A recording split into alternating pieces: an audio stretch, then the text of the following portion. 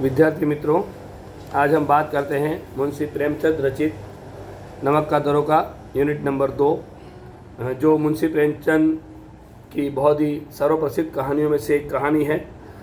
उनका जन्म उत्तर प्रदेश के वाराणसी में 31 जुलाई सन 1880 में हुआ था। मतलब आज के दिन उनका जन्म हुआ था और उनका निधन सन 1936 में हुआ था। उत्तर प्रदेश के वाराणसी के पास एक छोटा सा गांव लम्ही नामक उनका गांव था, वहाँ पर उनका जन्म हुआ था। जीवन में संघर्ष करते हुए जूझते हुए उन्होंने एक स्कूल अध्यापक से उठकर स्कूलों के सब इंस्पेक्टर पद पर भी आसीन हुए। मतलब संघर्ष करते हुए वो एक अच्छे पद पर भी उन्होंने कार्य किया और उसके बाद कुछ समय तक वो काशी विद्यापीठ में भी एक अध्यापक के रूप में रहे। उनको कई साहित्यिक पत्रों का सम्मान पद भी दिया गया, जिनमें सबसे प्रमुख था हंस। उन्होंने अपने साहित्य में उपन्यास भी बहुत लिखे हैं और उनके प्रसिद्ध उपन्यासों में गोदान, निर्मला, गबन, सेवा सदन, कर्मभूमि, रंगभूमि आदि उनके प्रमुख उपन्यास हैं। और एक कहानियों का भी एक ग्रंथ लिखा है और जिसका शीर्षक है मानसरोवर, जो 8 भागों में संकलित है। यहाँ पर भी एक ऐसा नमक का दारोगा, मतलब नमक विभाग के अधिकारी, मतलब एक पुलिस इंस्पेक्टर की कहानी यहाँ पर कही गई है, जिसके प्रमुख पात्र हैं पंडित अलोपीदीन, जो दातागंज के एक बहुत ही बड़े जमींदार और अमीर व्यक्ति हैं। और दूसरा प्रमुख पात्र मुंशी वंशीधर, जो एक ईमानदार और कर्तव्य परायण व्यक्ति है, जो अपने जीवन के दौरान एक ही बात को ध्यान में रखता था कि भाई हमारे किस्मत में जो है और मेहनत से जो प्राप्त होता है वही हमें भी जीवन में प्राप्त होना चाहिए। गलत राह से, गलत बातों से कोई भी चीज़ हमें हासिल नहीं करनी चाहिए। और ये सारी बातें उनके जीवन में हमें देखने मिलती है और वही बात यहाँ पर एक कहानी के माध्यम से हमारे सामने प्रस्तुत की है। मैं आपको पहले प्रमुख जो नमक का दारोगा की जो कहानी है उसको बता देता हूँ कि एक ऐसे व्यक्ति का नमक दारोगा के पद पर उनका चयन हुआ था, जिस जगह को प्राप्त करने के लिए बड़े बड़े वकील, बड़े बड़े पटवारी लोग भी लालायित थे, पर ये पद उनको प्राप्त हुआ। पर उन्होंने केवल ईमानदारी से अपना सारा कार्य किया था। एक ईमानदार व्यक्ति बनकर वो काम करना चाहते थे। उन्होंने अपने जीवन के दौरान केवल वफादारी को ध्यान में रखा था। अब यहाँ पर एक ऐसे जमींदार की कहानी है जो पैसों के बल पर सबको खरीद कर अपना काम चलाना चाहता था। वही उनके साथ अपने सामने हो जाते हैं। एक दिन रात का समय था, मुंशी बंशीधर अपनी ड्यूटी पर तैनात थे, साथ में उनके जमादार भी थे और रात का समय था। उस समय एक गाड़ियों की पूरी लंबी कतार चल रही थी, तो अचानक आवाज़ सी आई, नदी में आवाज़ आई। तो मुंशी बंशीधर जागे और आवाज़ लगाई, भी गाड़ियां हैं, रोक दी जाए। जमादार भी वहाँ पर दौड़े, गाड़ियों को रोका गया। जब पता चला कि भाई इसमें तो नमक भरा हुआ है और सरकार ने नमक पर छूट दे रखी है, तो फिर आप रात को इस तरह से नमक लेकर क्यों जा रहे हो। तो पंडित अलोपीदीन आखिरी गाड़ी में सवार थे, वो आए। उन्होंने इस मामले को यहीं पर रफा दफा करने की कोशिश की, पर पंडित अलोपीदीन की बात को उन्होंने बंशीधर ने नहीं माना और मामले को रफा दफा करने की कोशिश करने के बावजूद भी मुंशी जी नहीं माने और आखिर में ये मामला पुलिस थाने तक पहुंचा। पैसे से बहुत कुछ खरीदा जा सकता है, पर यहाँ पर इस बंशीधर को ये खरीद नहीं पाए। लक्ष्मी पर उनको अखंड विश्वास था कि मैं इनके बल पर किसी को भी खरीद सकता हूँ, पर उनकी एक न चली। मामला आगे तक पहुंचा। अपनी इज्जत को बचाने के लिए पंडित अलोपीदीन ने कोर्ट में केस किया। कोर्ट में केस चला और लक्ष्मी के बल पर उन्होंने कोर्ट के सारे कर्मचारियों को खरीद लिया था, ताकि पूरा मुकदमा जो चला उस मुकदमा में पंडित अलोपीदीन की जीत हुई और मुंशी बंशीधर की हार हुई और उसकी वजह से उनको इस पद से भी अपना हाथ धोना पड़ा। कहने का तात्पर्य है कि बुरा कार्य न किया हो, फिर भी पैसे के बल पर जिन्होंने बुरा कार्य किया और उसी के बल पर वो जीत गए और ये हार गए और अपने पद को छोड़ दिया। और इसी प्रकार उन्होंने ये कार्य तो कर दिया, पर पंडित अलोपीदीन मन ही मन एक ही बात को लेकर बैठे थे कि मैंने जो किया वो सही किया। एक कर्तव्यपरायण, एक कर्तव्यनिष्ठ, एक श्रेष्ठ व्यक्ति, एक ईमानदार व्यक्ति को मैंने इस तरह से उनके ऊपर ये मुकदमा चलाया और उनको इस पद से हटवाया, ये बहुत बुरी बात है। जब ये पद छोड़कर अपने गांव की तरफ पहुँचे तो उनके पिताजी भी बहुत दुखी हुए। उनके पिताजी की भी एक ही बात थी कि भाई ऊपरी आमदनी भगवान देता है, उसको प्रेम से आनंद से ले लेना चाहिए, और तुम तो ऐसे व्यक्ति हो कि तुमने कुछ प्राप्त नहीं किया। हमारी इच्छा थी कि हमारा बेटा ऐसे पद पर पहुंचा है, ऊपरी आमदनी आएगी, उससे हम ये जाएंगे वो जाएंगे, 4 धाम की यात्रा करेंगे, चारों तरफ घूमने जाएंगे, पर तुमने ऐसा कुछ नहीं किया क्योंकि तुम तो एक सत्य के मार्ग पर चलने वाले थे। तो हमारी इच्छाएं सब पूरी हो गई, आखिर में तुम नौकरी छोड़कर भी चले आए। और अचानक सा पंडित अलोपीदीन भी अपने मन में अपनी आप को माफ़ नहीं कर पाए, और एक दिन वो अपने घर से मुंशी बंशीधर की घर पहुंचते हैं और जाकर माफ़ी मांगते हैं कि मेरा कारोबार अब पूरा समाप्त होने आया है, मैं अब अपने आप को माफ़ नहीं कर पा रहा हूं। अगर तुम मुझे माफ़ी देना चाहते हो तो मैं जो कार्य कहता हूं वो कर दीजिए। तो मुंशी बंशीधर ने कहा कि भाई तुम फिर से मुझे बेइज्जत करने आए हो, इसलिए कृपया मेरी आपसे विनती है कि आप यहाँ से चले जाइए। बोले कि मैं एक शर्त पर जाने के लिए तैयार हूँ कि अगर आप मेरी बात को मान लो तो मुंशी बंशीधर ने कहा कि भाई ठीक है, क्या बताओ। तो बोले इस कागजात पे साइन कीजिए। मुंशी बंशीधर ने सारे कागजात पढ़े और उन्होंने अपनी सारी जो जायदाद थी, सारा कारोबार था, उसका एक स्थायी मैनेजर नियुक्त किया है। उसका सारा कागज़ में लिखा हुआ था। उन्होंने प्रेम से उस कागज़ में हस्ताक्षर कर दिए और उनको उस कारोबार का स्थायी मैनेजर नियुक्त किया।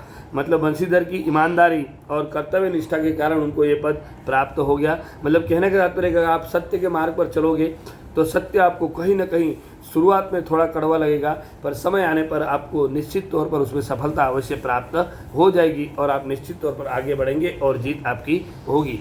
बुरा जो व्यक्ति होता है वो थोड़े समय के लिए खुश होता है, अच्छे कार्य करने की कोशिश करेगा, पर अगर बुरे रास्ते पर हैं तो भले अच्छे कार्य दिखेंगे पर वो अच्छे कभी बनने वाले नहीं हैं। जब उसका अंत आएगा तो उसको पछताने का समय आएगा और वो पछताएगा ही। और उसी तरह यहाँ पर पंडित अलोपीदीन भी पछताए और अपनी भूल को सुधारने के लिए वो पंडित अलोपीदीन मुंशी प्रेमचंद के पास पहुँचे, मुंशी बंशीधर के पास पहुँचे और उन्होंने माफ़ी मांगकर अपनी भूल को माफ़ करने की कोशिश की, उन्हें भूल को दबाने की कोशिश की ताकि वो जीवन में अपने आप को सुधार सके। और जब मुंशी बंशीधर इस बात को मान गए तो वो अपनी भूल का प्रायश्चित वो कर सके। यहाँ पर यही कहानी इस पूरे नमक का दारोगा की है। तो हम विस्तृत से इनकी जानकारी प्राप्त करें। विद्यार्थी अपनी सारी किताब अपने हाथ में, सारे विद्यार्थियों से मेरी गुजारिश है कि आप किताब हाथ में रखिए, मैं यहाँ से पढ़ाई करूँगा और उसके बाद आप भी ध्यान में रखिए कि भाई जो बातें मैं आपसे कह रहा हूँ वो इस लाइन में लिखी हुई है, उसको आप समझ लीजिए। कहीं कठिन शब्द हैं उसको भी आपको मैं समझाऊंगा, कहीं जो व्याकरणिक शब्द हैं उसकी भी हम चर्चा करते जाएंगे। और उसके बाद जैसे ही ये हम पूरा करेंगे उसके बाद जो आगे कार्य है वो आपको मैं बता दूंगा। मैं पढ़ने की शुरुआत करता हूँ, आप अपनी किताब हाथ में रखिए। जब नमक का न्याय विभाग बना और ईश्वरदत्त वस्तु के व्यवहार करने का निषेध हो गया तो लोग चोरी छिपे इसका व्यापार करने लगे। मतलब ये नमक का जो व्यापार है वो लोग चोरी छिपे भी करने लगे और अनेक प्रकार के छल प्रपंचों का सूत्रपात हुआ। कोई घूस से काम निकालता था। घूस मतलब भ्रष्टाचारी होते हैं, रिश्वत, जो हम रिश्वत लेकर काम करते हैं वो, तो उसका भी काम निकालता था कोई, और कोई चालाकी से, अपनी चालाकी से काम करता रहता था। अधिकारियों के पौ 12 थे। अधिकारियों को पौ 12 मतलब जब कुछ चाहे वो सब कुछ, उनको पावर 12 होना मतलब जब चाहिए वो लाभ होते रहते थे। पटवारीगिरी का सर्व सम्मानित पद छोड़कर लोग इस विभाग के बकरंदाजी करते थे। पटवारी जैसी अच्छी नौकरी को छोड़कर भी लोग इस कार्य के लिए आने के लिए तैयार हो गए थे। इसके दरोगा पद के लिए तो वकीलों को भी ललचाता था। मतलब ये दरोगा पद प्राप्त करने के लिए जो वकील लोग हैं बहुत कमाते होते, फिर भी वो भी इस पद के लिए लालायित थे, मतलब इच्छा रखते थे। यह वह समय था जब अंग्रेजी शिक्षा और ईसाई मत को लेकर लोग एक ही वस्तु समझते थे। फारसी का प्राबल्य था। प्रेम की कथाएं और श्रृंगार रस के काव्य पढ़कर फारसीदा लोग सर्वोच्च पदों पर नियुक्त हो जाया करते थे। मुंशी बंशीधर भी झुलेका की विरह कथा समाप्त करके मजनू और फरहाद के प्रेम वृत्तांत को, नल और नील की लड़ाई की और अमेरिका के आविष्कार से अधिक महत्व की बातें समझते हुए रोजगार की खोज में निकले। उनके पिता एक अनुभवी पुरुष थे। समझाने लगे, बेटा घर की दुर्दशा देख रहे हो। ये जो बात कर रहे हैं वो कौन कर रहे हैं? मुंशी बंशीधर के पिताजी मुंशी बंशीधर से कहते हैं कि तुम्हें जो पद प्राप्त हुआ है, हमारे घर की दुर्दशा बहुत खराब है, मतलब हम लोग गरीब हैं, तुम्हें यह पद प्राप्त हुआ है तो ऐसा कुछ करना ताकि हमारी स्थिति अच्छी हो जाए। ऋण के बोझ से दबे, मतलब हमारे ऊपर ऋण कर्ज भी बहुत हो चुका है। लड़कियां हैं वह घास फूस की तरह बढ़ती जाएंगी, मतलब तुम्हारी बहन भी हैं जो घास फूस, लड़कियां बहुत जल्दी बड़ी होती है, इसलिए उनको घास फूस, जिस तरह घास बहुत जल्दी बढ़ता है उस तरह लड़कियां भी बहुत जल्दी बड़ी हो जाती है और समय आने पर उनको ब्याह भी जाता है। और इसलिए वो अपने पिताजी उनके उस बेटे को समझा रहे हैं कि वो भी घास फूस की तरह बढ़ रही है। मैं कगार पर हो कर का वृक्ष हो रहा हूँ, मतलब मैं भी बूढ़ा हो रहा हूँ, कभी भी मेरा अंत हो सकता है, मेरा समय निकट आ रहा है, इसलिए तुम अपना ध्यान रखना और किस तरह से काम करना, न मालूम मैं कब गिर पड़ूँ। मतलब पेड़ जब बूढ़ा हो जाता है और कब वो टूट जाए इसका ठिकाना नहीं रहता, उस तरह इंसान भी जब बूढ़ा हो जाता है और उसकी मौत कब आ जाए वो पता नहीं चल सकती। इसलिए वो अपने पिताजी अपने पुत्र से ये बात कह रहे हैं। अब तुम ही इस घर के मालिक और मुख्तार हो, नौकरी में उद्योग की ओर ध्यान मत देना, मतलब अपने ओहदे की तरफ ध्यान मत देना। और यह तो पीर का मज़ार है। क्या है? पीर की मज़ार। पीर की मज़ार मतलब पीर जो होती है मज़ार, उसके अंदर लोग आते हैं, पैसे डालते जाते हैं। इसलिए यहाँ पर भी एक ऐसा काम है कि जिस तरह वहाँ पर आता रहता है उस तरह यहाँ पर भी तुम्हारे पास आता ही रहेगा। निगाह चढ़ावे और चादर पर रखना चाहिए। निगाह हमारी कहाँ होनी चाहिए? चढ़ावे और चादर पर। लोग कितना चढ़ावा देते हैं, कैसी चादर चाहते, उसके ऊपर ध्यान रखना चाहिए। बस उस प्रकार आप ध्यान रखोगे तो हमारी आमदनी चलती रहेगी। ऐसा काम ढूंढना जहाँ कुछ ऊपरी आय हो, और अपना ऐसा काम प्राप्त हो कि जहाँ पर तुम्हें ऊपरी आय प्राप्त हो। पर मंथ सैलरी तो तुम्हारी होगी, पर साथ में ऊपरी आय भी होनी चाहिए। मासिक वेतन तो पूर्णमासी का चांद है। मासिक वेतन जो प्राप्त होगा सैलरी, वो तो पूर्णमासी का चांद, जब पूनम होती है उसके दिन जो चांद दिखता है उस तरह होता है। और जैसे जैसे दिन खत्म हो जाएंगे तो पूरी सैलरी हमारी ख़त्म हो जाती है। और जब अंत समय आता है, महीने का अंत होता है, तब तो जैसे 1 रुपया भी हमारे पास नहीं रहता है। जो एक दिन दिखाई देता है और घटते घटते क्या होता है? लुप्त हो जाता है। जिस तरह अंत होता है तब, मतलब मंथ का अंत होता है तब। और ऊपरी आय बढ़ता हुआ स्रोत है। उस जगह में अगर ऊपरी आय आपके पास है तो बढ़ता हुआ स्रोत है, बस आपको पैसे मिलते रहेंगे जिससे सदैव प्यास बुझती है। वेतन मनुष्य देता है, इसी में वृद्धि नहीं होती, मतलब मनुष्य जो वेतन प्राप्त करता है उससे वृद्धि नहीं होती।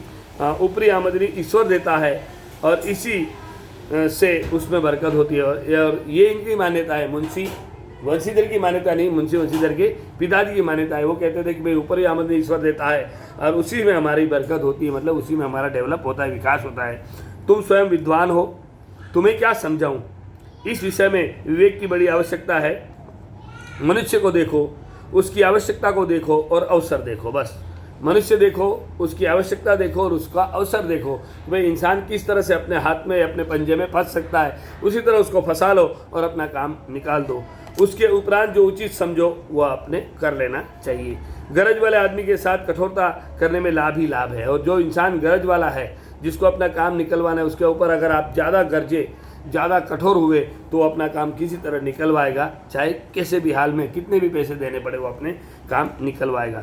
लेकिन बेगरज को दाव पर ला पाना जरा कठिन होगा। जिसकी गरज नहीं है उसको कठिन उसके ऊपर होना अच्छा नहीं है। इस बातों का निगाह में बांध लो, इस बात को निगाह में बांध लो, वह मेरी जन्म भर की कमाई है। बस ये बात तुमसे मैं कह रहा हूँ, ये मेरे जन्म भर की कमाई है। वो सारी बात में तुमको मैंने बता दी। इस उपदेश के बाद पिताजी ने आशीर्वाद दिया।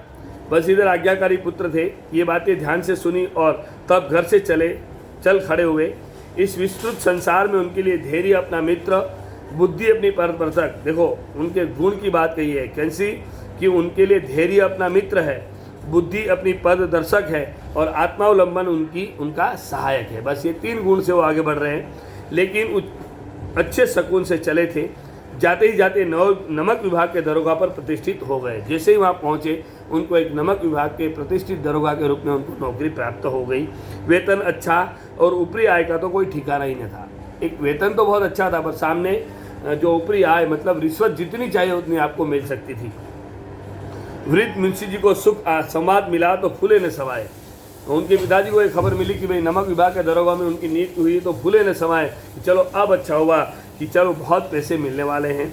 महाजन लोग कुछ नरम पड़े, कलवार की आशा लता लहलाई, पड़ोसी के हृदय में सूल उठने लगे। और पड़ोसी के हृदय में सूल उठने लगे कि भाई इसके घर में अब बहुत पैसे आएंगे, बहुत आमदनी प्राप्त हो जाएगी, हमारे से बढ़ जाएंगे। मतलब होता रहता है कि हम लोग दुखी होते हैं, क्यों? तो बल्कि दूसरे के दुख से हम लोग दुखी होते हैं, खुद से दुख से दुखी नहीं होते। मतलब ये पद प्राप्त हुआ तो उनके पिताजी बहुत आनंदित हुए। जाड़े के दिन थे। अब वो दूसरा दृश्य है, पहला दृश्य यहाँ पर खत्म हुआ। दृश्य नंबर 2, वो अपनी ड्यूटी पर काम कर रहे थे। जाड़े के दिन मतलब सर्दी के दिन, ठंड के दिन थे, रात का समय था। नमक के सिपाही चौकीदार नशे में मस्त थे, जो चौकीदार लोग थे वो नशे में मस्त थे। मुंशी बंशीधर को यहाँ आए अभी 6 महीने से अधिक न हुए थे। उनकी नौकरी को लगे इस जगह पे आए उनको केवल 6 महीने का समय हुआ था, लेकिन इस समय में ही उन्होंने अपनी कार्य कुशलता और उत्तम आचार से अफसरों को मोहित कर लिया था। मतलब अपनी कार्यपरायणता से उन्होंने अपने बड़े अफसर को बहुत ही अच्छा विश्वास प्राप्त कर लिया था। अफसर लोग उन पर बहुत विश्वास करने लगे।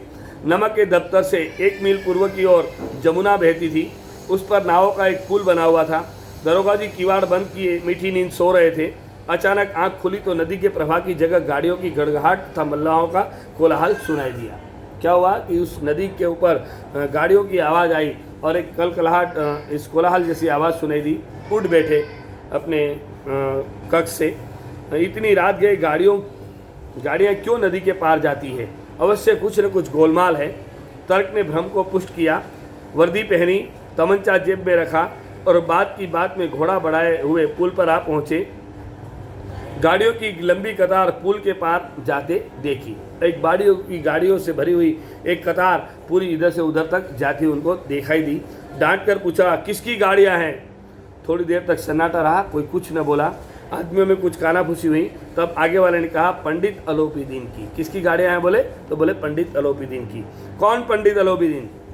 तो उत्तर मिला, दातागंज के।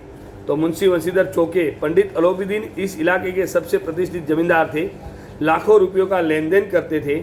इधर छोटे से बड़े लोग कौन ऐसे थे जो उनके ऋणी न हो? हर व्यक्ति ने, छोटा हो या बड़ा हो, हर व्यक्ति ने उनके पास से ऋण ले रखे थे। व्यापार भी बड़ा लंबा चौड़ा था। बड़े चलते पुर्जे आदमी थे।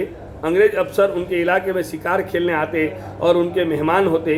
12 मास सदाव्रत चलता था, उनके घर में सदाव्रत कायम चलता था। मतलब जब लोग जाते थे, खाना पीना वहाँ पर चलता रहता था, उनके घर पर ये चलता रहता था।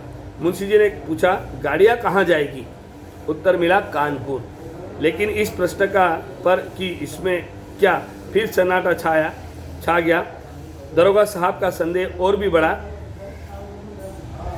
कुछ देर उत्तर की बात देखकर वह जोर से बोले, क्या तुम सब गूंगे हो गए हो? हम पूछते हैं क्या इनमें क्या लदा है? जब इस बार भी कोई उत्तर न मिला तो उन्होंने घोड़े की गाड़ी से मिलाकर बोरे को टटोला। भ्रम दूर हो गया, वह नमक के ढेले थे। मतलब उन्होंने अपने घोड़े को गाड़ी के पास ले गया और अपने हाथ से टटोला तो उसके अंदर क्या था? नमक था। उनका जो भ्रम था वो दूर हो गया। प्रसंग दूसरा खत्म हुआ।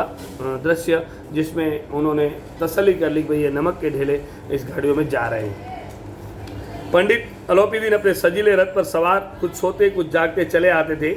अचानक कई गाड़ी वाले घबराए हुए आकर जगाए और बोले, महाराज, दरोगा ने गाड़ियाँ रोक दी है और घाट पर खड़े आपको बुलाते हैं। उन्होंने सारी गाड़ियाँ रोक दी और बोल रहे कि भाई इनको बुलाओ मेरे पास, तो आपको बुला रहे हैं। पंडित अलोपीदीन का लक्ष्मी पर अखंड विश्वास था। उनको पैसे का बहुत घमंड था। उन्होंने सोचा कि पैसे के बल पर मैं हर किसी को खरीद सकता हूँ। वह कहा करते थे कि संसार का तो क्या कहना ही क्या, स्वर्ग में भी लक्ष्मी का ही राज्य है। संसार का क्या कहना है, यहाँ पर पृथ्वी पर तो है, पर हम स्वर्ग में जाएंगे तो स्वर्ग में भी लक्ष्मी का राज्य है। उनका यह कहना यथार्थी था। न्याय और नीति सब लक्ष्मी के ही खिलौने हैं। इन्हें वह जैसे चाहती हैं वैसे नचाती है। बस न्याय करो या कुछ और करो, चाहे कुछ भी हो, पैसे से हम किसी को भी नचा सकते हैं। लेटे गर्व से बोले, चलो हम आते हैं। यह कहकर पंडित जी ने अपनी बड़ी निश्चिंता से पान के बीड़े लगाकर खाए। फिर लिफा ओढ़े हुए दरोगा के पास आकर बोले, बाबूजी आशीर्वाद, कहिए हमसे ऐसा कौन सा अपराध हुआ है कि गाड़ियाँ रोक दी गई, हम ब्राह्मणों पर तो आपकी कृपा दृष्टि रहनी चाहिए। बोले हमसे ऐसी कौन सी गलती हुई कि आपने हमारी गाड़ियाँ रोक दी, हमारे ऊपर तो ब्राह्मणों के ऊपर तो आपकी कृपा दृष्टि हमेशा होनी चाहिए। वंशीधर दुखाई से बोले सरकारी हुक्म है। पंडित अलोपीदी ने हंसकर कहा हम सरकारी हुक्म को नहीं जानते और न सरकार को, हमारे सरकार तो आप ही है, हमारा और आपका तो घर का मामला है, हम कभी आपसे बाहर हो सकते हैं? अपने व्यर्थ कष्ट उठाया, यह हो नहीं सकता कि इधर से आए जाएं और इस घाट के देवता को भेंट न चढ़ाएं। हम ऐसा नहीं हो सकता कि हम यहाँ से जा रहे हैं और आप इस घाट के देवता हैं तो आपको कुछ चढ़ाकर न जाएं। मतलब कहने का तात्पर्य कि हम मंदिर में जाते हैं तो दक्षिणा चढ़ाते हैं, उस तरह हम भी यहाँ से जाएंगे तो आपको कुछ न कुछ देकर जाएंगे। मैं तो आपकी सेवा में स्वयं ही आ रहा था। वंशीधर पर ऐश्वर्य की मोहिनी का कुछ प्रभाव न पड़ा। मतलब ऐसी बातों से वो वंशीधर को अपने मायाजाल में फंसाना चाहते थे, पर उनके ऊपर उनका कोई प्रभाव नहीं पड़ा। ईमानदारी की नई उमंग थी। कड़क कर बोले हम उन नमक हरामों में नहीं हैं जो कोड़ियों पर अपना ईमान बेचते फिरते हैं। आप इस समय हिरासत में हैं, सवेरे आपका कायदे के अनुसार चालान होगा। बस मुझे अधिक बातों की फुर्सत नहीं है। जमादार बदलूसी तो मेरी हिरासत में ले लो, मैं हुक्म देता हूँ। पंडित अलोपीदी स्तंभित हो गए, आश्चर्य में पड़ गए कि इतने में ये व्यक्ति मुझे हिरासत में लेने की बात कर रहा है, मतलब मेरे लिए इज्जत की बात है। गाड़ी वालों में हलचल मच गई। पंडित जी के जीवन में कदाचित यह पहला ही अवसर था कि पंडित जी को ऐसी कठोर बातें सुननी पड़ी। मतलब पैसे के बल पर आज तक कोई इनसे इस तरह की बातें नहीं करता था। उनके जीवन में पहली बात उन्होंने पहली बार सुना था। बदलूसी आगे बढ़ा, किंतु रोप के मारे वह साहस न हुआ कि उनका हाथ पकड़ सके। पंडित जी ने धर्म को धन का ऐसा निरादर करते कभी न देखा था। विचार किया कि वह अभी उदंड लड़का है, माया मोह के जाल में भी अभी नहीं पड़ा है, अल्लड़ है, झिझकता है। बहुत दिन भाव से बोले बाबू साहब ऐसा न कीजिए, हम मिट जाएंगे, इज्जत धूल में मिल जाएगी, हमारा अपमान करने से आपके क्या हाथ आएगा, हम किसी तरह आपसे बाहर थोड़े ही हैं। मतलब इस तरह का व्यवहार न कीजिए, आप समझ जाइए हमारी इज्जत पानी में मिल जाएगी, धूल में मिल जाएगी, मिट्टी में मिल जाएगी, इसलिए हमें छोड़ दीजिए और हम तो आपके अंदर के हैं, आपके बाहर से नहीं हैं। वंशीधर ने कठोर स्वर में कहा हम ऐसी बातें नहीं सुनना चाहते हैं। अलोपीदी ने जिस सहारे को चट्टान समझ रखा था पैरों के नीचे खिसकता हुआ मालूम हुआ। तो वो सहारा कौन सा, लक्ष्मी का सहारा जो कह रहे थे, वो उनके पैरों से नीचे से खसकता हुआ उनको पता चला कि भाई अब यहाँ पर कुछ होने वाला नहीं है। स्वाभिमान और धन ऐश्वर्य को कड़ी चोट लगी, किंतु अभी तक धन की सांख्यिक शक्ति का पूरा भरोसा था। उनके मुख्तार से बोले लाला जी 1000 के नोट बाबू साहब को भेंट करो। कितना नोट देने की बात कही, 1000 के नोट बाबू को भेंट कर दो। आप इस समय भूखे सिंह हो रहे हैं, मतलब भूखे सिंह की तरह आप दहाड़ रहे हैं, आपको पैसे मिलेंगे, आप शांत हो जाएंगे। वंशीधर ने गर्म होकर कहा 1000 नहीं, 1 लाख भी नहीं, मुझे सच्चे मार्ग को से नहीं हटा सकते। आप 1000 की बात करते, 1 लाख से भी आप मुझे सच्चे मार्ग से हटा नहीं सकते। धर्म की इस बुद्धिहीन दृढ़ता और देव दुर्लभ त्याग पर मन बहुत झुंझलाया। अब दोनों शक्तियों में संग्राम होने लगा। कौन सी शक्ति, एक वफादारी सत्यता और एक लक्ष्मी की, दोनों के बीच में संघर्ष होने लगा, संग्राम होने लगा। धन ने उछल कर आक्रमण करने शुरू कर दिए। यहाँ पर पैसों की बोली लगने लगी। 1 से 5, 5 से 10, 10 से 15 और 15 से 20,000 तक नौबत पहुँची। किंतु इस धर्म अलौकिक वीरता के साथ इस बहुसंख्यक सेना के प्रमुख अकेला पर्वत ही भांति अटल अविचलित खड़ा रहा था। अलोपीदी निराश होकर बोले अब इससे अधिक मेरा साहस नहीं है। पंडित अलोपीदी ने कहा कि भाई 20,000 तक मैं दे सकता हूँ, इससे आगे मेरा साहस नहीं है। आगे आपको अधिकार है, आप जो करना चाहते हो वो कर सकते हैं। वंशीधर ने अपने जमादार को ललकारा। बदलू सिंह मन में दरोगा जी की गालियाँ देखता हुआ पंडित अलोपीदी की ओर बढ़ा। पंडित जी घबराकर 2-3 कदम पीछे हट गए। अत्यंत दीनता से बोले बाबू साहब ईश्वर के लिए मुझ पर दया कीजिए, मैं 25,000 तक निपटारा करने के लिए तैयार हूँ। जो 20 से अधिक मना कर रहे थे वही व्यक्ति फिर से बोले 25,000 देने के लिए तैयार हूँ, निपटारा कर दीजिए, मुझे छोड़ दीजिए। असंभव बात है, ऐसा बोला तो बोले 30,000 रुपये किसी तरह संभव नहीं। क्या 40,000 भी नहीं, 40,000 नहीं, 40 लाख पर भी असंभव है। बदलू सी इस आदमी को हिरासत में ले लो, अब मैं एक शब्द भी सुनना नहीं चाहता। मतलब 4 लाख भी अगर आप दे तो भी ये संभव नहीं है, 40 लाख भी दोगे तो भी ये संभव नहीं है। धर्म ने धन को पैरों तले कुचल डाला। अलोपीदीन ने एक हष्टपुष्ट मनुष्य को हथकड़ियों लिए हुए अपनी तरफ आते देखा। चारों ओर निराशा और कातर दृष्टि से देखने लगे। इसके बाद एकाएक वो मूर्छित होकर गिर पड़े और सीधे अस्पताल उनको ले जाना पड़ा। मतलब एक नाटक हुआ ताकि जेल में न जाना पड़े। दुनिया सोती थी। अब दृश्य 4। दुनिया सोती थी पर दुनिया की जीभ जागती थी। सवेरे ही देखते ही बालक वृद्ध सब मुंह से यही बात सुनाई देती थी, जिसे देखिए यही वही पंडित जी की बात इस व्यवहार पर टीका टिप्पणी कर रहा था। निंदा की बौछारें हो रही थी कि क्या इस ऐसे व्यक्ति के ऊपर इस तरह का आरोप लगाया, बहुत बुरी बात है, ऐसा नहीं करना चाहिए था। मतलब चारों तरफ से लोग पंडित अलोपीदीन का साथ दे रहे थे और मुंशी बंशीधर की बातों को काट रहे थे, कह रहे थे कि भाई तुमने बुरा किया है, ऐसा तुम्हें नहीं करना चाहिए था। मानो संसार से पापी का पाप कट गया। पानी को दूध के नाम से बेचने वाला ग्वाला, कल्पित रोजना मचे भरने वाले अधिकारी वर्ग, रेल में बिना टिकट सफ़र करने वाले बाबू लोग, जाली दस्तावेज बनाने वाले सेठ और साहूकार, ये सब के सब देवताओं की भांति गर्दनें चला रहे थे। जब दूसरे दिन पंडित अलोपीदीन अभियुक्त होकर कांस्टेबलों के साथ हाथों में हथकड़ियाँ, हृदय में ग्लानि और शोक भरे लज्जा से गर्दन झुकाए अदालत की तरफ चले तो सारे शहर में हलचल मच गई कि भाई ऐसे व्यक्ति को हथकड़ी से लेकर अदालत में लिया जा रहा है। मेलों में कदाचित आंखें इतनी व्यग्र न होगी। भीड़ के मारे छत और दीवार में कोई भेद न रहा। छत और दीवार की तरफ लोग इकट्ठा हो गए थे। चारों तरफ से लोग देख रहे थे कि भी आज क्या यहाँ पर मुकदमा चल रहा है, तो क्या होने वाला है। किंतु अदालत में पहुँचने की देर थी। पंडित अलोपीदीन इस अगाध वन के सिंह थे। ये बहुत बड़ा वन है, उसके एक बहुत बड़े सिंह थे, ताकि सिंह के बल पर वो सारी दुनिया को डरा सकते थे। अधिकारी वर्ग उनके भक्त, अमले उनके सेवक, वकील मुख्तार उनके आज्ञापालक और अर्दली चपरासी तथा चौकीदार तो उनके बिना मौल के गुलाम थे। उन्हें देखते ही लोग चारों तरफ से दौड़े। सभी लोग विस्मित हो रहे थे, इसलिए नहीं कि अलोपीदीन ने क्यों यह कर्म किया, बल्कि इसलिए कि कानून के पंजे में कैसे आए। ये कर्म क्यों किया वो बात नहीं थी, पर ये कानून के पंजे में कैसे फंस गए। ऐसा क्या होगा कि वो लक्ष्मी से इस व्यक्ति को खरीद न पाए हो। ऐसा मनुष्य जिसके पास असाध्य साधन करने वाला धन और अनन्य वाचालता हो, क्यों यह कानून के पंजे में आवे। प्रत्येक मनुष्य उनसे सहानुभूति प्रकट कर रहा था। बड़ी तत्परता से इस आक्रमण को रोकने के निमित्त वकीलों को की सेना तैयार की गई कि भाई किसी भी तरह इस मुकदमे में हमारी जीत होनी चाहिए। न्याय के मैदान में धर्म और धन में युद्ध ठन गया। बंशीधर चुपचाप खड़े थे। उनके पास सत्य के सिवा न कोई बल था, न स्पष्ट भाषण के अतिरिक्त कोई शस्त्र गवाह थे। किंतु लोभ से डावाडोल पर लोभ चल रहा था, केवल लोभ से काम चल रहा था।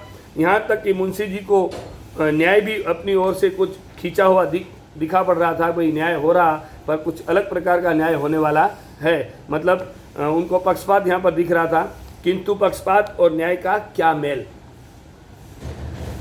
जहाँ पक्षपात हो वहाँ न्याय की कल्पना भी नहीं की जाती। मतलब जहाँ पक्षपात आप कर रहे हो तो वहाँ पर आप न्याय की कल्पना कभी नहीं कर सकते। मुकदमा शीघ्र ही समाप्त हो गया। डिप्टी मजिस्ट्रेट ने अपनी तजवीज़ में लिखा, पंडित अलोपीदीन के विरुद्ध दिए गए प्रमाण निर्मूल और भ्रमात्मक है। वह एक बड़े भारी आदमी है। वह यह बात कल्पना से बाहर है कि उन्होंने थोड़े लाभ के लिए ऐसा दुस्साहस किया हो। यद्यपि नमक के दरोगा मुंशी बंशीधर का अधिक दोष नहीं है, लेकिन यह बड़े खेद की बात है कि उनकी उदंडता और विचारहीनता के कारण एक भले मानुष को कष्ट झेलना पड़ा।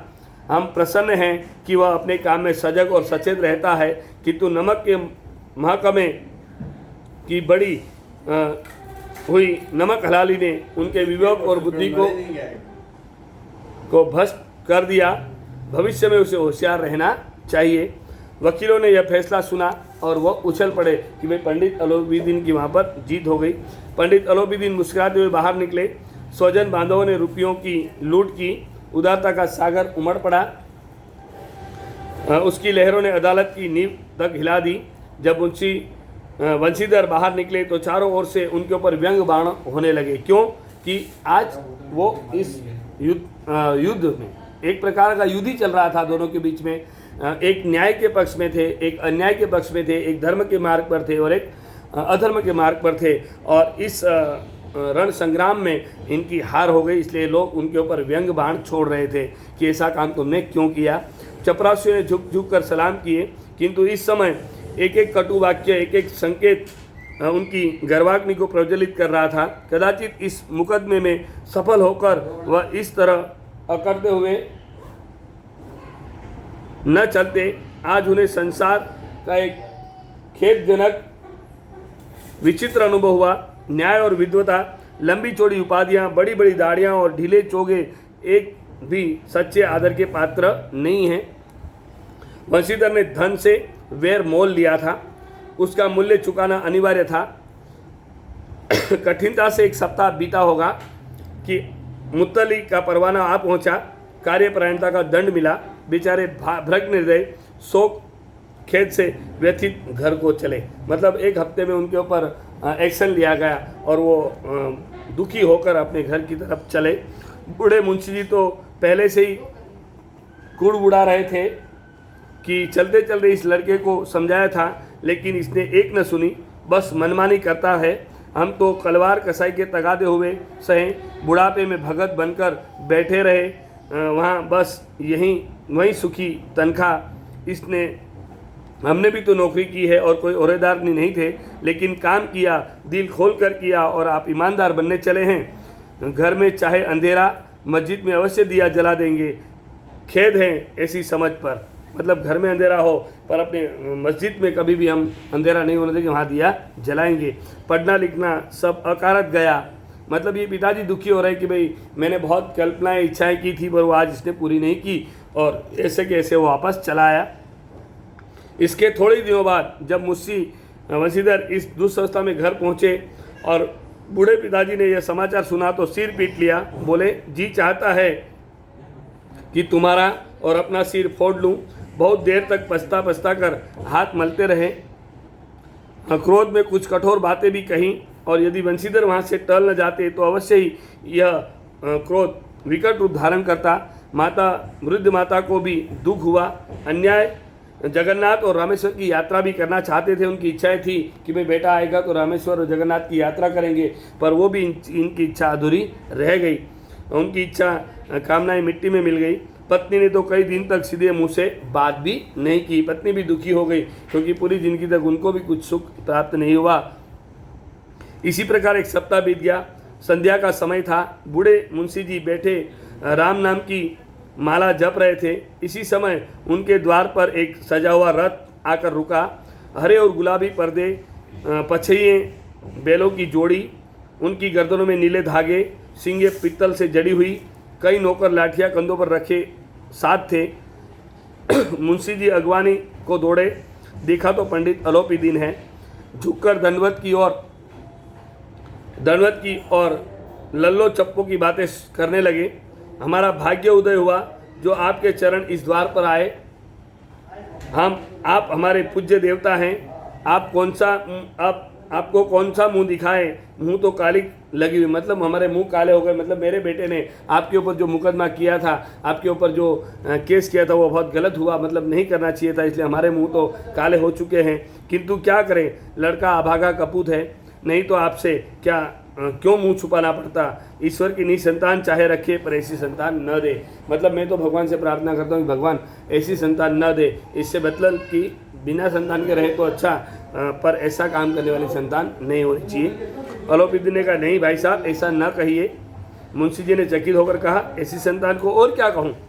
अलोपीदीन ने वात्सल्यपूर्ण स्वर में कहा, कुल तिलक और पुरुषों की कीर्ति उज्जवल करने वाले संसार में ऐसे कितने धर्मपरायण मनुष्य हैं जो धर्म पर अपना सब कुछ अर्पण कर सके। मतलब धर्म के नाम पर अर्पण करने वाले संसार में लोग बहुत कम हैं। पंडित अलोपीदीन ने वंशीधर से कहा, दारोगा जी, यह खुशामद करने के लिए मुझे इतना कष्ट उठाने की जरूरत न थी। उस रात को आपने अपने अधिकार बल से मुझे अपनी हिरासत में लिया था, किंतु आज मैं स्वेच्छा से आपकी हिरासत में आया हूँ। आपने अपने उस समय अधिकार के बल पर मुझे हिरासत में लिया था, पर आज मैं खुद आपकी हिरासत में आया हूँ, इसलिए मुझे हिरासत में ले लीजिए। मैंने हजारों रईस और अमीर देखे, हजारों उच्च पदाधिकारियों से काम पड़ा, किंतु मुझे परास्त किया तो आपने। मैंने सबको अपना और अपने वेतन धन का गुलाम बनाकर छोड़ दिया। मुझे आज्ञा दीजिए कि आपसे कुछ विनय करूं। पर मैं आपसे प्रार्थना करता हूं, मुझे आज्ञा दीजिए कि मैं आपसे कुछ कहना चाहता हूं, आप मेरी बात को सुन लीजिए। बंशीधर ने अलोपीदीन को आते देखा तो उठकर सत्कार किया, किंतु स्वाभिमान सहित, मतलब उन्होंने कुछ गुस्सा नहीं किया, स्वाभिमान से उनका आदर सत्कार किया। समझ गए कि यह महाशय मुझे लज्जित करने और जलाने आए हैं।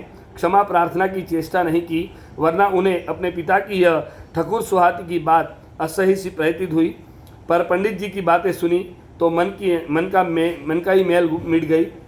पंडित जी की ओर उड़ती हुई दृष्टि से देखा, सद्भाव झलक रहा था। गर्व ने अब लज्जा के सामने सिर झुका ले, मतलब जो गर्व उनका था वो लज्जा के सामने शर्म से वो झुक गए थे। शर्माते हुए बोले, यह आपकी उदारता है जो ऐसा कहते हैं। मुझसे जो कुछ अभिनय हुई उसे क्षमा कीजिए। मैं धर्म की बेड़ी में जकड़ा हुआ था, नहीं तो मैं आपका दास हूँ। मतलब मैं धर्म की जड़ी में, जो धर्म की जो कड़ी होती उसके अंदर मैं जकड़ा हुआ था, वो बेड़ी मुझे छोड़ नहीं रही थी, इसलिए मैं बुरा काम नहीं कर पाता था। पर नहीं तो मैं आपका दास हूँ, आप जो कहीं वो करने के लिए तैयार हूँ। जो आज्ञा होगी वो मेरे सिर माथे पर। अलोपीदी ने विनीत भाव से कहा, नदी के तट पर आपने मेरी प्रार्थना नहीं स्वीकार की थी, किंतु आज स्वीकार करनी पड़ेगी। मतलब नदी के तट पर मैंने आपको प्रार्थना की थी है कि भाई 5,000, 10,000, 20,000, 15,000, 20,000, 25,000, 30,000, 50,000, 40,000, मतलब 40,000 तक आप बात पूछी, फिर भी आपने स्वीकार नहीं की थी। पर आज जो प्रार्थना आपसे करने वाला हूँ वो आपको स्वीकार करनी पड़ेगी। बंशीधर बोले, मैं किस योग्य हूँ, किंतु जो कुछ सेवा मुझसे हो सकती है उसमें त्रुटि न होगी। मैं आप क्या कहूँ वो समझ में नहीं आ रहा है, पर मेरे से जो सेवा होगी वो आपसे मैं करूँगा। अलोपीदी ने एक स्टैंप लगा हुआ एक पत्र निकाला और उसे बंशीधर के सामने रखकर बोले, यह पद को स्वीकार कीजिए और अपने हस्ताक्षर कर दीजिए। मैं ब्राह्मण हूँ, जब तक ये सवाल पूरा न कीजिएगा द्वार से न हटूँगा। मतलब जो मैं आप यहाँ पर लेकर आया हूँ, ये स्टैम्प पत्र है, उसके अंदर साइन कीजिए और मेरी बात को स्वीकार कर लीजिए। जब तक आप स्वीकार नहीं करेंगे, हस्ताक्षर नहीं करेंगे, तब तक मैं ब्राह्मण व्यक्ति हूँ, आपके द्वार से वापस जाने वाला नहीं हूँ। मुंशी बंशीधर ने उस कागज़ को पढ़ा तो कृतज्ञता से आंखों में आंसू भर आए। मतलब ऐसे बड़े व्यक्ति आज ऐसी बात कर रहा है, ऐसा लिख कर लेकर आए तो उनकी आंखों में आंसू आ गए। पंडित अलोपीदी ने उन्हें अपनी सारी जायदाद का स्थायी मैनेजर नियत किया था। 6,000 वार्षिक वेतन के अतिरिक्त रोजाना खर्च अलग, सवारी के लिए घोड़े, रहने के लिए बंगला, नौकर चाकर मुफ्त। देखो वफादारी का इनाम यहाँ पर इनको प्राप्त हुआ है। क्या मिला उनको? 6,000 रुपये वार्षिक वेतन, रोजाना खर्च के लिए अलग पैसे, सवारी के लिए घोड़े, रहने के लिए बंगला और नौकर चाकर मुफ्त। मतलब नौकर चाकर भी उनको मुफ्त में मिल गए। कल्पित स्वर से बोले, पंडित जी, मुझ में इतने सामर्थ्य नहीं कि आपकी इस उदारता की प्रशंसा कर सकूं, किंतु मैं ऐसे पद के लिए योग्य नहीं हूं। अलोपीदी ने हंसकर बोले, मुझ पर इस समय एक अयोग्य मनुष्य की जरूरत है। भले आप योग्य नहीं है तो भले आप अयोग्य अपने आप को समझ रहे हैं, तो मुझे ऐसे अयोग्य व्यक्ति की ही जरूरत है। बंशीधर ने गंभीर भाव से कहा, यूँ मैं आपका दास हूँ। आप जैसे कीर्तिवान सज्जन पुरुष की सेवा करना मेरे लिए सौभाग्य की बात है, किंतु मुझ में न विद्या है, न बुद्धि, न वह अनुभव जो इन त्रुटियों की पूर्ति कर देता है। ऐसे महान कार्य के लिए एक बड़े मर्मज्ञ अनुभवी मनुष्य की जरूरत है। मतलब ऐसे महान कार्य। अलोपीदी ने कलमदार से कलम निकाली और बंशीधर के हाथ में हाथ देकर बोले, न मुझे विद्वता की चाह है, न अनुभव की, न मर्मज्ञता की, न कार्य कुशलता की। इन गुणों के महत्व का परिचय खूब पा चुका हूँ। अब सौभाग्य और अवसर ने मुझे ये मोती दे दिया है, जिसके सामने योग्यता और विद्वता की चमक फीकी पड़ जाती है। यह कलम लीजिए, अधिक शोक विचार मत कीजिए, दस्तखत कर लीजिए। परमात्मा से यही प्रार्थना है कि आपको सदैव वही नदी के किनारे वाला बेमुरवत, उदंड, कठोर परंतु धर्मनिष्ठ दरोगा बनाए रखे। बंशीधर की आंखें डबडबाई, हृदय के संकुचित पात्र में इतना एहसान न समा सका। कई बार फिर पंडित जी की ओर भक्ति और श्रद्धा की दृष्टि से देखा और कांपते हुए हाथ से मैनेजरी के कागज़ पर उन्होंने अपने हस्ताक्षर कर दिए। मतलब उनके हाथ थोड़े काँप रहे थे कि ऐसे बड़े व्यक्ति के साथ कैसे काम करना है। जो बड़ा व्यक्ति इतना जमींदार है, फिर भी मेरी कर्तव्य निष्ठा के कारण उन्होंने मेरे सामने आकर ये पद मुझे सौंप दिया है, तो अब मुझे वफादारी के साथ ये काम करना पड़ेगा। मतलब कहने का तात्पर्य है कि अधर्म के मार्ग पर चलने वाला व्यक्ति भी शुरुआत में थोड़ा आनंदित सुखी रहता है, पर जब सही समय आता है तो पछताकर वही व्यक्ति आपको सही मार्ग पर प्रभु परमात्मा उसको ले आते हैं। और वही बात यहाँ पर इस मुंशी वंशीधर के माध्यम से हमारे सामने पंडित अलोपीदीन को सही मार्ग पर लाने का जो बहुत बड़ा उदाहरण है हमारे सामने प्रस्तुत है। मतलब पंडित अलोपीदीन बुरे मार्ग पर भले लक्ष्मी के सहारे चलते थे, पर अंत में उन्हें सत्य के मार्ग पर आना पड़ा और ऐसे सत्य व्यक्ति को फिर से अपने साथ में लेकर चलना पड़ा। इसलिए विद्यार्थी मित्रों, यहाँ पर जो भी समस्याएं हैं आप लगभग क्लियर कर चुके हैं। नमक का दारोगा में बहुत ही अच्छी बात एक अफसर के माध्यम से हमारे सामने प्रस्तुत है। यहाँ पर जो कठिन शब्द हैं वो भी हमारे सामने हैं, वो भी आप अपनी नोट्स में लिखना। साथ में जो व्याकरण के टॉपिक्स में मुहावरे वगैरह जो हमने बीच बीच में चर्चा की उनको भी आप लिख लेना, और जो प्रश्न के उत्तर हैं वो भी नोट्स में लिखना। और जो अगर कुछ समस्याएं बाकी रह जाती हैं तो हम जिस दिन क्लास में मिलेंगे उस दिन हम इस सारी बातों को क्लियर कर लेंगे। तो आपकी समस्याएं हैं वो हम उस समय हम क्लियर करेंगे, और आप साथ साथ में ये कार्य जो आपको सौंपा है वो करते रहिए ताकि हम इस कार्य को समझ सकें। थैंक यू, धन्यवाद।